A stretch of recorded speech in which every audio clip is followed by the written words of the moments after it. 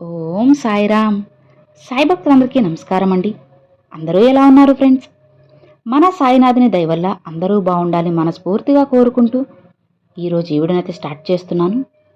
ఇక ఈరోజు వీడియోలో బాబాగారు ఎలాంటి సందేశాన్ని తీసుకొచ్చారంటే, తల్లి, ఒక్కసారి నీ సాయి తండ్రిని తలుచుకొని ఇక్కడ ఉన్న ఈ బిందెల్లో ఒక బిందెను తాకు బిడ్డ. నీకు ఎలాంటి శుభవార్త రాబోతుందో నేను చెబుతాను. నీ బాబాని నమ్మావు కదా, నమ్మితే వెంటనే తాకి నీకోసంగా నీ బాబా ఎలాంటి సందేశాన్ని తీసుకొచ్చారో ఇప్పుడే విను, అస్సలు వదులుకోకు అని బాబాగారితో చెప్తున్నారండి. ఈరోజు బాబాగారు మన ముందుగా 3 బంగారు బిందులను అయితే ఉంచారు ఫ్రెండ్స్. ఇక ఇందులో మీకు ఏదైతే నచ్చుతుందో, ఏదైతే మీ లక్కీ నంబర్గా ఉండబోతుందో దాన్ని మీరు చూస్ చేసుకోండి. ఇక బాబాగారు మీకోసంగా ఎలాంటి సందేశాన్ని తీసుకొచ్చారు, ఎలాంటి అదృష్టాన్ని అందించబోతున్నారు, అలానే ఎలాంటి శుభవార్తను మనకు తెలియజేయబోతున్నారు, ఇలా ప్రతి ఒక్క విషయం కూడా మనం తెలుసుకుందాం అన్నమాట. ఒక్కసారి బాబాగారిని నమ్మి ఓం సాయిరామ్ అని చెప్పి తలుచుకొని ఈ 3 బిందెల్లో ఒక బిందెనైతే చూస్ చేసుకోండి. ఇక మీరు మీకోసంగా బాబాగారు ఎలాంటి సందేశాన్ని తీసుకొచ్చారో తెలుసుకోండి. అనుకున్నారా? ఇక ముందుగా 1వ నెంబర్ బిందె. ఈ బిందెను తాకిన వారికి బాబాగారు ఎలాంటి సందేశాన్ని తీసుకొచ్చారంటే, తల్లి, నువ్వు ప్రతి విషయానికి కూడా ఏదో అయిపోతుంది, జరిగిపోతుంది అని చాలా భయపడిపోతున్నావు కదా, బాధపడిపోతున్నావు కదా. నీ కుటుంబంలో ఉన్న వారికి, నీ కుటుంబ సభ్యులకు ఏదో జరిగిపోతుందేమోనని ఆందోళన పడిపోయి కంగారు పడిపోతున్నావు. ఎందుకు బిడ్డ ఇంత భయం చెప్పు? ఇతరుల కుళ్ళు కుతంత్రాల వల్ల నీ ఎదుగుదలను ఆపాలి అని చూస్తున్నారు కదా. అందుకే అమ్మా, నువ్వు జాగ్రత్త పడాలి. ఇప్పుడు నీకు ఏమాత్రం కూడా ప్రశాంతత అనేదే లేకుండా పోయింది కదా. ఏది ఏమైనా సరే తల్లి, కాస్త జాగ్రత్తగా ఆలోచించి నిర్ణయం తీసుకోమ్మా. ఇప్పుడున్న పరిస్థితుల్లో అయితే నువ్వు ఇంకా జాగ్రత్తగా ఉండాలి. ఎవరో అంటున్న విషయాలు నువ్వు పట్టించుకుని వారి గురించి వీరి గురించి ఆలోచిస్తూ నీ విలువైన సమయాన్ని ఎందుకు వృధా చేసుకుంటున్నావు చెప్పు? నువ్వు ఇప్పుడు ఎంతో ఇబ్బంది పడుతూ నువ్వు చేయాలనుకున్నది చేయలేకపోతున్నావు. ఎందుకమ్మా అలా ఎప్పుడూ కూడా వెనకడుగు వేయకు తల్లి. నీ బాబా ఉన్నారు కదా. నువ్వు చేసే పనిలో కష్టం శ్రమ అన్నీ దాగి ఉన్నాయి. కష్టపడి శ్రమిస్తూ ఉన్నావు. అయినా సరే కొందరు నిన్ను దెబ్బ తీయడానికి ఎదురు చూస్తున్నారు కదా. వారు నీ మీద ప్రేమతో చెబుతున్నాను అని నిన్ను నమ్మించేస్తున్నారు. నమ్మకు బిడ్డ, వారి మాటల్ని అస్సలు నమ్మకు. నీ జాగ్రత్తలో నువ్వు ఉండాలి. అలానే నీ ప్రతి కదలికను వాళ్ళు గమనిస్తూనే ఉన్నారు. కాబట్టి అందుకే నీ రహస్యాలను ఎవ్వరికీ తెలియనివ్వకు. ఎవరికో భయపడి నీ ప్రణాళికలను అస్సలు మార్చుకోవద్దమ్మా. అలానే నీలో ఉన్న ఒక లోపం ఉంది. ఏంటో తెలుసా బిడ్డ? అందర్నీ కూడా ఇట్టే నా అని గుడ్డిగా నమ్మేస్తావు. అలా ఎప్పుడు కూడా నమ్మద్దమ్మా. నీపై నీకు నమ్మకం ఉండాలి. నీ బాబాని నువ్వు పూజిస్తున్నావు కదా, నమ్ముతున్నావు కదా. అందుకే నీకు ఇన్ని జాగ్రత్తలు చెబుతున్నాను. నా బిడ్డలు ఎప్పుడూ కూడా ఎవ్వరి చేతిలో అస్సలు మోసపోకూడదు. అజాగ్రత్తగా ఏమాత్రం ఉండకూడదు. ఇదే తల్లి నీ సాయి ఉద్దేశం. అలానే నీకు ఏదైనా సరే ఆపద వస్తే నీ బాబా చూస్తూ అలానే ఊరుకోరు. కాబట్టి నువ్వు ఎదుటివారి మాటలు విని నీ భవిష్యత్తుని పాడు చేసుకోకుండా ఉండు. నీకు ఎన్నో తెలివితేటలు ఉన్నాయి కదా. వాటితో నువ్వు ఎలా పెరగాలో, ఎలా ఎత్తుకు ఎదగాలో, వాటితో నువ్వు ఎలా మంచిగా డబ్బుల్ని సంపాదించాలో ఇవన్నీ నువ్వు ఆలోచించుకో. నీ తెలివితేటల్ని ప్రదర్శించు. ఖచ్చితంగా నువ్వు అనుకున్న మంచి స్థాయికి వెళ్తావు. అలా కాకుండా ఎలాంటి అడ్డంకులు వచ్చినా సరే నీ శ్రమ ఏమాత్రం కూడా తగ్గిపోకూడదు. నీ బాబా నీకు సాయంగా ఉన్నారు కదా. నిన్ను ఓర్పుగా ఎత్తుకు ఎదిగేలా చేస్తాను. నీ బాబా ఆశీర్వాదం నీకు ఎప్పుడూ ఉంటుంది. ధైర్యంగా ఉండు. కష్టే ఫలి అంటారు. నువ్వు చేసే కష్టానికి ఫలితం ఖచ్చితంగా దొరుకుతుంది తల్లి. భయపడకు.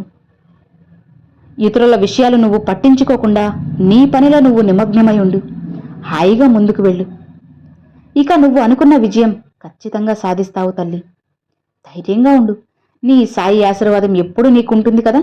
భయపడకు అని బాబాగారైతే మొదటి బిందెను తాకిన వారికైతే చెప్పారండి. సో విన్నారు కదండి, బాబాగారు చాలా చక్కగా అయితే చెప్పారు. ఇక రెండవ బిందె తాకిన వారికి బాబాగారు ఎలాంటి సందేశాన్ని తీసుకొచ్చారో, ఎలాంటి శుభవార్తను తెలియజేయబోతున్నారో ఇప్పుడు మనం స్పష్టంగా అయితే తెలుసుకుందాం. చూడు బిడ్డా, నీ సాయిని నమ్మి నువ్వు ఈ నంబర్ని తాకావు కదా, ఈ బిందెని తాకావు కదా. నీ బాబా ఇస్తున్న ఈ మాట, ఈ వాక్కు నీకోసమే. నీకున్న సమస్యలకి, చిక్కులకి ఎన్ని పూజలు చేసినా, ఎన్ని మొక్కులు మొక్కినా సరే ఏమీ నెరవేరడం లేదు అని ఎంతగానో చింతిస్తున్నావు కదా. నిన్ను నమ్ముకున్న వారికి ఎలా అన్యాయం జరుగుతుందో నీకు అర్థం కావడం లేదు కదా. ఎదుటి వారికి అన్యాయం జరగకూడదు అని అనుకునే మంచి మనసున్న మనసు నీది. పూట గడవడం కూడా చాలా కష్టంగా ఉంది. మరి అలాంటి కాలాన్ని ఎలా మార్చాలి అని నువ్వు నన్ను ప్రార్థిస్తున్నావు. ఏదో ఒక దారి నా బాబా చూపకపోతారా అని నన్ను ఆరాధిస్తున్నావు. ఏం చేసినా ప్రతి దానిలో నీకు నష్టమే వస్తుంది అని నీరసించిపోయావు కదా. చూస్తున్నానమ్మా, అన్నీ చూస్తున్నాను, గమనిస్తున్నాను. అన్నీ నిన్ను ఎలా వదులుకుంటానో చెప్పు. ఎలా వదిలేస్తాను? నీకు కావలసిన అద్భుతమైన కాలాన్ని ఇచ్చే వరకు నేను నిన్ను అంటిపెట్టుకునే ఉంటాను. ఎప్పటికీ వదలను తల్లి. పిల్లలు అడిగింది తల్లిదండ్రులు ఎప్పుడైనా సరే కాదంటారా? కొన్ని సందర్భాల్లో కాదని సరైన సమయంలో ఖచ్చితంగా ఇచ్చే తీరుతారు. అలాని సమయం వచ్చినప్పుడు నువ్వు కోరింది నేను ఖచ్చితంగా ఇస్తానమ్మా. ఇదిగో ఇప్పుడు ఏమీ తోచక అయోమయంలో ఉన్నావు కదా. నీ పాపకర్మలన్నీ నిన్ను ఎంతగానో దెబ్బ కొడుతున్నాయి కదా. అలాంటి సమయంలో నువ్వు ఖచ్చితంగా నా ఆలయానికి రా తల్లి. ఎప్పుడూ కూడా నా ఆలయ తలుపులు నీకోసంగా తెరిచే ఉంటాయి. నీ బాబా నీకోసంగా ఎదురు చూస్తూ ఉంటారమ్మా. సరే, ఒకవేళ నీ ఇబ్బందుల వల్ల నా ఆలయానికి రావడం నీకు కుదరకపోతే ఇంట్లోనే నన్ను మీ ఇంట్లోనే బంధించేశావు కదా.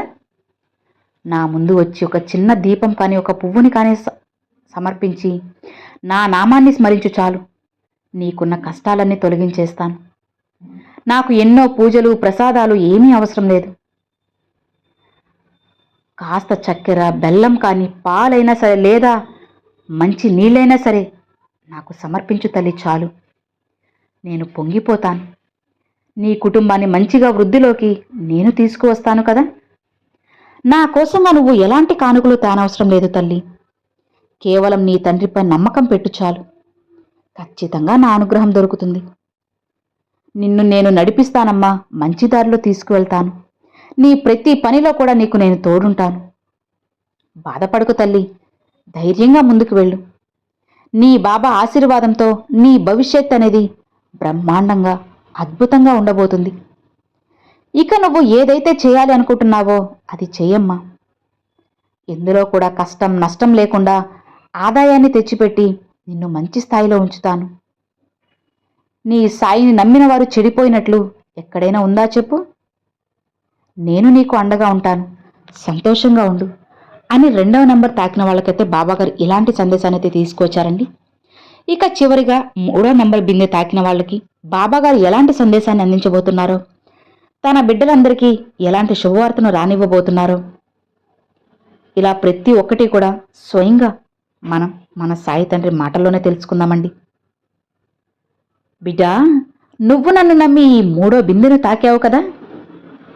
నా బిడ్డకి ఇకపై అన్నీ కూడా శుభ సమయాలే. అవునమ్మా, నిన్ను ఎవరైతే అర్థం చేసుకోకుండా ఉన్నారో వారు కూడా నిన్ను గుర్తించి, నీ ప్రేమను గుర్తించి నీ వద్దకు వస్తారు. నిన్ను బాధ పెట్టిన వారందరికీ కూడా నీ గురించి అర్థమయ్యేలా చేసి నీ వద్దకు వచ్చేలా చేస్తాను. భయపడకు. నీలో నాకు నచ్చే గుణం ఏంటో తెలుసా? నీకున్న ఓర్పు, నీ తండ్రిపై నమ్మకం, నీ బాబా అంటే నీకు ఎంతో భక్తి. ఇవి చాలావా చెప్పు నీకు నేను అండగా ఉండేందుకు. నువ్వు ఒక విజేతవమ్మా. విజేతకు కావలసిన లక్షణాలన్నీ కూడా నీలో ఉన్నాయి. ఎవరు బాధించినా, ఎవరు నిన్ను అవమానించినా సరే ఓర్పుతో ముందుకు వెళ్ళిపోతావు. అందరినీ కూడా క్షమించేసేంత దయాగుణం నీది. ఎదురు చూసి అందరినీ నమ్ముతావు. ఎవరేం చేసినా సరే పోనీలే అని సర్దుకుపోతావు. ఇదే నీలో ఉన్న మంచి గుణం. ఇంత ఓర్పు ఉన్నా ఇంత మంచి నా బిడ్డ నేను కష్టపడతానా చెప్పు? నువ్వు ఎప్పుడు ఏమనుకుంటావంటే, బాబా నేను బాధపడినా పర్వాలేదు కానీ నన్ను నమ్మిన వారు కావలసిన వారు ఎప్పుడూ కూడా బాధపడకూడదు అనుకుంటావు. ఇది ఎంతో అద్భుతమైన గుణం. నీ తండ్రికి ఈ గుణం అంటే ఎంతో ఇష్టం. ఎంత కష్టం కలిగినా సరే ఎదుటి వారికి చెడు జరగకూడదు అని కోరుకునే మంచి మనసు నీది. ఈ మనసును చూస్తే నీ బాబాకి ముచ్చటేస్తుందమ్మా. అందుకే నీ మంచి మనసుకు నీ భక్తికి నేను దాసోహమైపోయాను. నిన్ను నా భక్తునిగా స్వీకరించేశాను.